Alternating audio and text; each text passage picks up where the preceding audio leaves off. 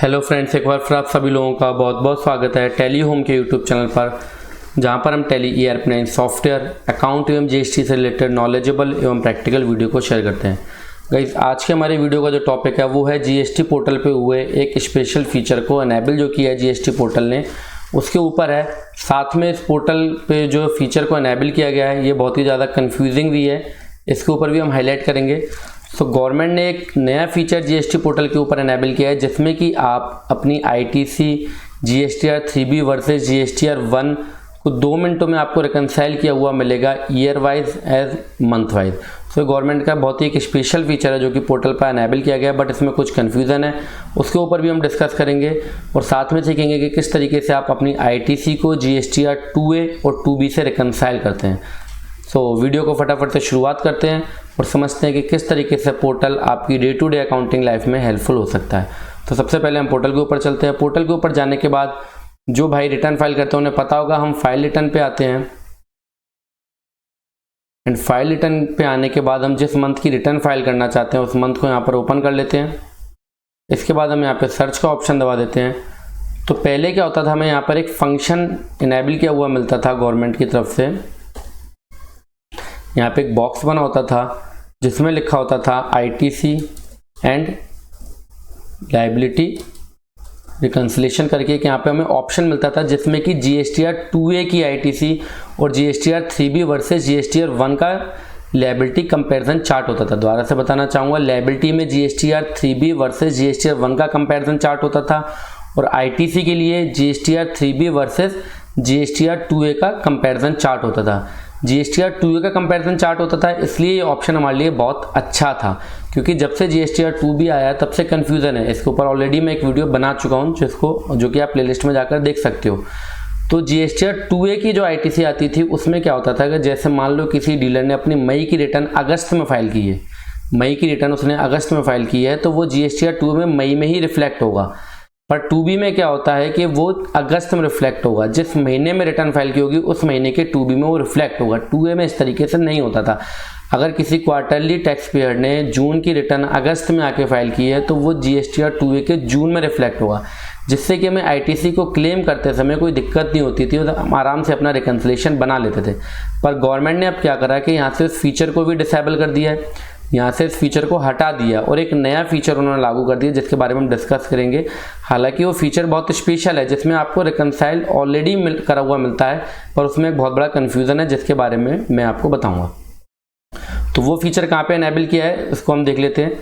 हम आएंगे यहाँ पर सर्विस में, और सर्विस में आने के बाद रिटर्न का जो ऑप्शन है, ये रिटर्न का ऑप्शन है। यहीं पे आपको ऑप्शन मिलेगा tax liability and ITC comparison. यहाँ पर आप देखेंगे राइट हैंड पे नीचे आने के बाद tax liability and ITC comparison, इसके ऊपर हम क्लिक कर देंगे return tax liability and ITC comparison में। यहाँ पर सबसे बढ़िया स्पेशल इसलिए मैंने लिखा है वीडियो के थंबनेल में, स्पेशल फीचर है। यहाँ पर आप किसी भी साल का रिकनसाइल कर सकते हैं। देखिए 19, 20, 18, 19, 17, 18, 20, 21। हम यहाँ पर 20, 21 को ओपन कर लेते हैं, सर्च करेंगे। सर्च करने के बाद सबसे पहले हमारे पास खुलेगा tax liability and ITC statement. Tax liability and ITC statement में आपको 1 बाय 1 यहाँ पे फंक्शन बताऊंगा, थोड़ा सा ध्यान से वीडियो को देखिएगा। यहाँ पर लिखा आपका पीरियड, यहाँ पर tax liability as per GSTR 1 and as per GSTR 3B as per report number 1 and 3। Report number 1 and 3 क्या है तो उसको मैं आपको बताना चाहूँगा। यहाँ पर 5 रिपोर्ट गवर्नमेंट हमको दे रही है। कितनी रिपोर्ट दे रही है? 5 रिपोर्ट। 5 रिपोर्ट दे रही है, जिसमें पहली रिपोर्ट के अंदर वो दे रही है tax liability other than export and reverse charge. Tax liability other than export and reverse charge, जो कि आप 3B में आउटवर्ड सप्लाई में कॉलम A के अंदर डालते हैं। एक्सपोर्ट और रिवर्स चार्ज के अलावा जो आपकी सेल है, डोमेस्टिक सेल जो है, जो आप यहाँ पे फिल करते हो। Tax liability due to reverse charge, अगर कोई RCM है तो उसके लिए। Tax liability due to export and sales supplies, अगर कोई आपने एक्सपोर्ट किया है तो GSTR 3B में आप वो 4th नंबर कॉलम पे आके भरते हो। एंड जो हमारे पास 4th ऑप्शन है वो है input tax credit claim and due other than imports of goods. यहाँ पे ITC की बात हो रही है। और 5th नंबर का जो कॉलम है input tax credit claimed and due import of goods, अगर आपने कोई गुड्स इंपोर्ट करा उस पर IGST आपने पे किया है तो ये उसकी बात हो रही है। इस तरीके से गवर्नमेंट ने हमें 5 यहाँ पे कंपैरिजन चार्ट बना के दिए। पहले केवल एक ही कंपैरिजन चार्ट था, GSTR 3B वर्सेस GSTR 1 का रिकनसाइल और GSTR 2A versus GSTR 3B का रिकनसाइल। अब गवर्नमेंट आपको 5 तरीके रिकन्सिलेशन बना के दे रही है और कन्फ्यूजन भी साथ में आपको फ्री में दे रही है। तो यहाँ पर मैं आपको दिखाना चाहूँगा, ये हमारा GSTR 3B का डाटा है, ये GSTR 1 का डाटा है। किसका डाटा है? ये GSTR 3B है, ये GSTR 1 है। अभी कोई GSTR 1 फाइल नहीं किया अप्रैल के महीने में, इसलिए 0 आ रही है।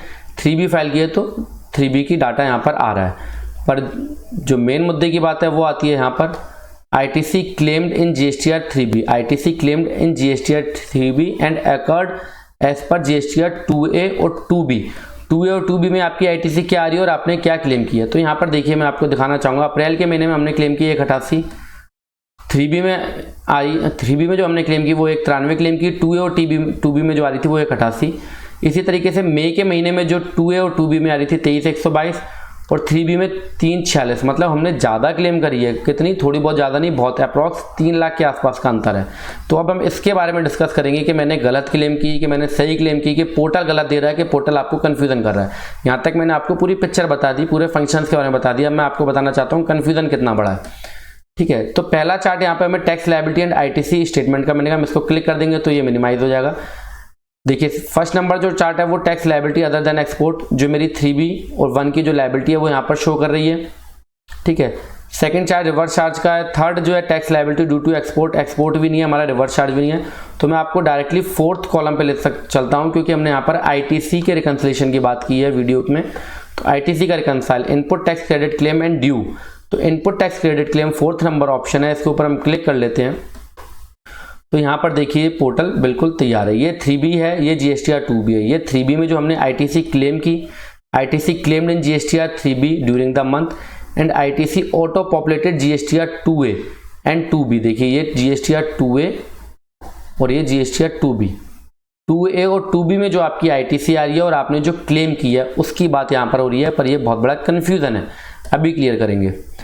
यहाँ पर देखिए मैंने 2A में जो ITC आ रही है 187, 3B में मैंने क्लेम की 187, 2A में ITC आ रही है 187, 3B में क्लेम की 187। यहाँ पर आपको रिकन्साइल्ड स्टेटमेंट मिल रहा है, जैसे कि ये देखिए रेड हो रहा है, सब ये रेड हो रहा है। जो रेड है मतलब वो मिसमैच है।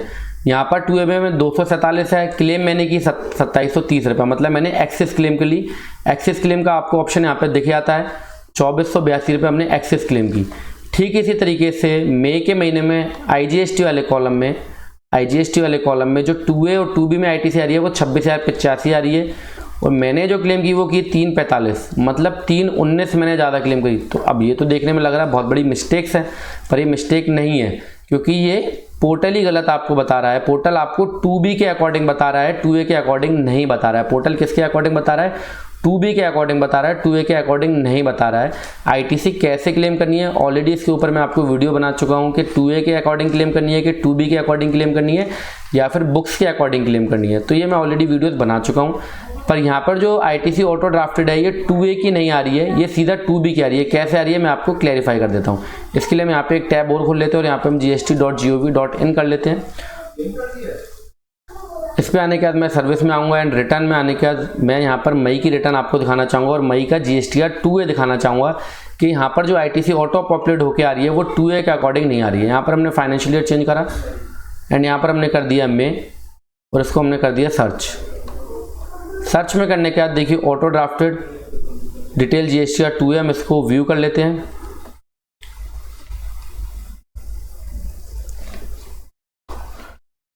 व्यू करने के बाद B2B इनवॉइसेज में हम आए और यहाँ पर मैं इसको डाउनलोड डॉक्यूमेंट कर लूँगा। क्या कर लूँगा? डाउनलोड डॉक्यूमेंट कर लूँगा। ये जो रिटर्न पीरियड है ये कौन सा है? आप देख रहे हैं रिटर्न पीरियड जो है वो है ये मई का।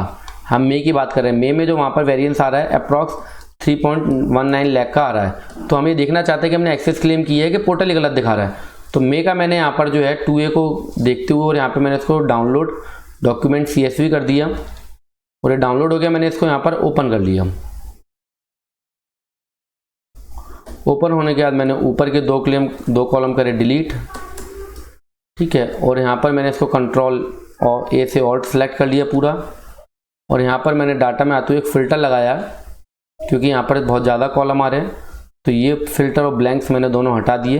अब मेरे पास एक्चुअल ITC, अब मैं IGST वाले कॉलम को जो है और इन दोनों जो ITC के कॉलम को उसको मैं कर दूंगा नीचे टोटल। तो टोटल करने पे जो मेरे पास आ रहा है वो कितना आ रहा है दिखा देता हूँ मैं आपको जूम करके। 3,45,709 रुपये 20 पैसे IGST ये आपका CGST और ये है आपका SGST। मतलब मेरे पास 2A में कितनी ITC आ रही है, 345,709, और मैंने क्लेम कितनी की है ये भी देख लेते हैं।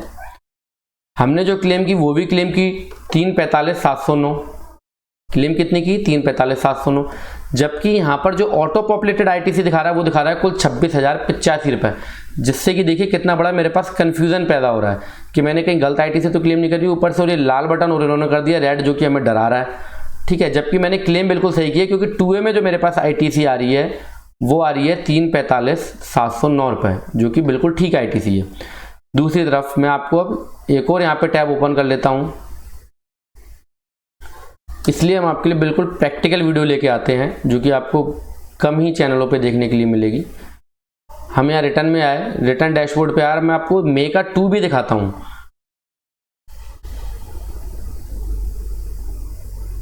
ये आए हम 2020-21 एंड मे, और मैं अब आपको मे का 2 भी दिखाऊंगा। लगता है थोड़ा सा कैमरा हिल गया है, देख लेते हैं एक बार। ओके, मे का मैं आपको 2 भी दिखाता हूँ। अच्छा, मे का तो 2 भी नहीं है, और लो सबसे बड़ा कन्फ्यूजन, 2 भी जुलाई से एप्लीकेबल हुआ है। 2 भी कब से एप्लीकेबल हुआ है, जुलाई से एप्लीकेबल है। मे का 2 भी नहीं है, फिर भी ये ITC जो है वो गलत दिखा रहा है, फिर भी जो पोर्टल आपको ITC दिखा रहा है वो गलत दिखा रहा है। वो कितनी दिखा रहा है, 26,085। चलो एक और कन्फ्यूजन दूर करते हैं, हम आते हैं अगस्त में। किस पे आते हैं, जुलाई में आते हैं। जुलाई में हमने अभी रिटर्न फाइल नहीं किया 3B, क्योंकि इसकी डेट 30 तारीख है। तो जुलाई में जो 2A और 2B के अकॉर्डिंग ITC दिखा रहा है वो 538 दिखा रहा है। कितनी दिखा रहा है, 538। मतलब मेरे को ITC कितनी क्लेम कर लेनी चाहिए, 538। और अगर मैं 2A देखता हूं तो देखिए कितनी आती है। तो इसलिए हम जुलाई का 2A और 2B दोनों देखेंगे। पहले हम जुलाई का 2B देख लेते हैं। 2B के ऊपर मैंने यहाँ पे क्लिक करा, ये रहा हमारा 2B पे क्लिक करा। ओवरऑल कन्फ्यूजन ही कन्फ्यूजन पैदा हो गया GST पोर्टल पे। आपको कन्फ्यूजन के अलावा कुछ नहीं मिलने वाला, आप इतने कन्फ्यूज हो जाओगे कि आपको पता नहीं लगेगा ITC कैसे क्लेम करनी है। इसलिए मैं आपको बताना चाहूँगा कि ITC आप बुक के हिसाब से क्लेम करिए। उसमें आपकी 3-4 कंडीशन है जो कि मैं ऑलरेडी बता चुका हूँ, जैसे कि आपके पास प्रॉपर इनवॉइस होना चाहिए, इनवॉइस प्रॉपर साइंड और स्टाम्प्ड होना चाहिए, आपने उस इनवॉइस का पेमेंट किया होना चाहिए, आपको एक्चुअली गुड्स की डिलीवरी होनी चाहिए। ये 4 चीज़ अगर आपकी फुलफिल होती हैं तो आप अपने इनवॉइस के अकॉर्डिंगली ITC को क्लेम कर सकते हो। यहाँ पर देखिए हमने 2B खोला है जुलाई का। क्या खोला है, यहाँ पर हमने 2B खोला है जुलाई का, जिसमें कि ITC शो कर रहा है 5,38,000 रुपये, 5,38,000, जबकि एक्चुअल ITC मेरे को बहुत कम क्लेम करनी है। ठीक है, यहाँ पर भी जो है कंपैरिजन चार्ट में भी जुलाई के अंदर 538,021.18 IGST के हेड में शो कर रहा है। जबकि अब हम 2A देखते हैं। अब हम क्या करेंगे, जुलाई का 2A खोलेंगे। तो जुलाई के 2A में एक्चुअली मेरे को जो ITC क्लेम करनी है वो बहुत कम क्लेम करनी है, पर 2B में ज़्यादा क्यों आ रहा है, 2B में 538 क्यों आ रहा है, क्योंकि अगर किसी ने मार्च की ITC भी, अगर मार्च की रिटर्न भी अगर जुलाई में आके फाइल की होगी तो जुलाई में आ रहा होगा। देखिए मैं यहाँ पे आपको दिखा देता हूँ, ये कन्फ्यूजन भी हम दूर कर देते हैं। अब हमने 2B खोला, 2B में हमने जुलाई का 2B ओपन करके बैठे, और मैं यहाँ पर देखिए कर्सर को आप थोड़ा सा यहाँ सरकाओ और इसको आप कर दो, ये जो पीरियड है GST 1 और GST 5 पीरियड जो है फाइलिंग पीरियड, इसको हम असेंडिंग और डिसेंडिंग ऑर्डर में लगा लेते हैं। तो देखिए यहाँ पे कितनी सारी जो रिटर्न है वो मार्च की फाइल हुई है, कितनी सारी रिटर्न मार्च की जो है वो जुलाई के महीने में फाइल हुई है। तो पोर्टल हमें कह रहा है कि आप इसको जुलाई में ही क्लेम करो, पोर्टल हमें कह रहा है कि इसको आप जुलाई में क्लेम करो, जबकि हम ऑलरेडी मार्च में क्लेम कर चुके हैं। तो 2B के अकॉर्डिंगली आपको ITC बिल्कुल क्लेम नहीं करनी है। ये जो पोर्टल है, ये जो उन्होंने बनाया कंपैरिजन चार्ट, इसके अकॉर्डिंगली भी ITC आपको क्लेम नहीं करनी है। हाँ, 2A का एक फंक्शन था जो कि अच्छा था आपके पास, जिसके अकॉर्डिंगली आप ITC क्लेम कर सकते थे, पर वो फंक्शन भी गवर्नमेंट ने हटा दिया है। तो आप अपनी बुक्स के अकॉर्डिंगली ITC को क्लेम करो, वो शर्तें पूरी होनी चाहिए। कमेंट मत लिखना कि बुक्स के अकॉर्डिंग क्लेम करें कि नहीं करें, पहले वो 4 शर्तें जो मैंने आपको बताई हैं वो आपकी पूरी फुलफिल होनी चाहिए। तो हम यहाँ पर एक बार जुलाई का 2A खोल लेते हैं, सर्च जुलाई का 2A हम ओपन कर लेते हैं एक बार। जुलाई का 2A ओपन करने के बाद हम B2B में आए, और यहाँ पर भी जो हमने डाउनलोड CSV वाला जो ऑप्शन है, ये जो ऑप्शन है, हम इसके ऊपर क्लिक कर देंगे और उसको कर लेंगे डाउनलोड। ये हमारी रिटर्न डाउनलोड हो गई, हम इसको ओपन कर लेते हैं। और ऊपर के कुछ कॉलम हम कर देंगे डिलीट, 2 कॉलम। देन इसके बाद हम Ctrl A से पूरा सेलेक्ट कर लेंगे, फिल्टर लगाएंगे। फिल्टर लगाने के बाद जो फालतू के कॉलम हम उसको हटा देंगे, जैसे कि डैश और ब्लैंक। उसके बाद हम IGST, CGST और SGST का टोटल कर लेंगे टैक्स का। तो जुलाई के महीने में जो मेरी ITC निकल के आई वो कितनी निकल के आई, 1,22,000 रुपये। कितनी कुल 1,22,982 रुपये, जबकि पोर्टल पे दिखा रहा है 5,38,000 रुपये। सो गाइस इस तरीके से आप कंफ्यूज मत होना, पोर्टल के ऊपर जो ITC आ रही है उसमें आप पढ़ के कंफ्यूज मत होना। दोबारा से मैं वीडियो को फटाफट से समअप कर देता हूँ, दोबारा से बता देता हूँ कि आज की वीडियो में हमने क्या सीखा। गवर्नमेंट ने क्या करा है कि पहले हम जब रिटर्न फाइल करते थे, मैं दोबारा से फटाफट से वीडियो को समअप कर देता हूँ जिससे कि आपकी मेमोरी रिकॉल हो जाए। हम पहले फाइल रिटर्न पे आते थे एंड फाइल रिटर्न में आने के बाद जब हम रिटर्न को फाइल करते थे